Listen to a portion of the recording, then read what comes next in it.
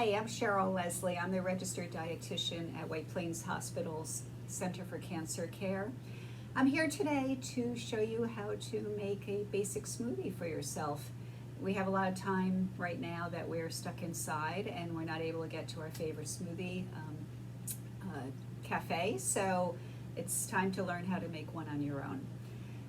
The best way to start really is to think about what ingredients you may want to include, and there's really no one right or wrong answer when it comes to a smoothie recipe. You can add in, a variety of your favorite fruits and vegetables, practice or be creative with different combinations, and see which ones you like best. The first thing to decide on is what liquid you're going to use, and you have so many different choices. I happen to have here a soy milk and an almond milk, but you could use regular dairy milk, you could use water, you can use juice if you want your fruit flavors to pop more. Coconut water is another good option that would give the smoothie a little bit of sweetness, and some electrolytes that are found in coconut water.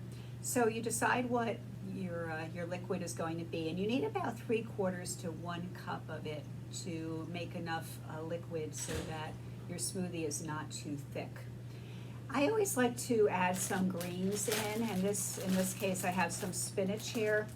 And the reason is that we often don't eat enough vegetables, and putting them into a smoothie is an easy way to get an extra vegetable or two into your day. Spinach works well because even though you may not think so, it actually has a rather mild flavor compared to some other greens that you could use. And spinach is a great source of carotenoids. Beta carotene is one of the carotenoids which you may have heard of. Carotenoids have a lot of research behind it that it seems that they may help reduce risk of cancer. So of course, working at a cancer center, I always like to keep in mind what particular foods will help our patients to lower their risk. So when you're choosing whatever green you choose, you take about 2 or 3 handfuls of it, you put it into your blender, and then you add your liquid. Now you really should blend these 2 ingredients together first before you go to add any of your other fruit, because if you go to add the fruit in at the same time as your greens really are not going to blend quite as smooth as they will if you just do them first with the liquid and the green. So put those in the blender, blend them up, and get a nice smooth consistency. And then at that point you can add the other fruit that you'd like to use. Now here's an example. I have bananas, an apple, and a mango. I don't know if you are all familiar with this kind of mango. It used to be called an alufo mango. Sometimes you see them called champagne mangoes or just yellow mangoes. And the luto mango is actually a great source of vitamin C. In fact, it has about 5 times the amount of vitamin C in this particular mango as you will find in other mangoes. So it's a great way to boost your immunity.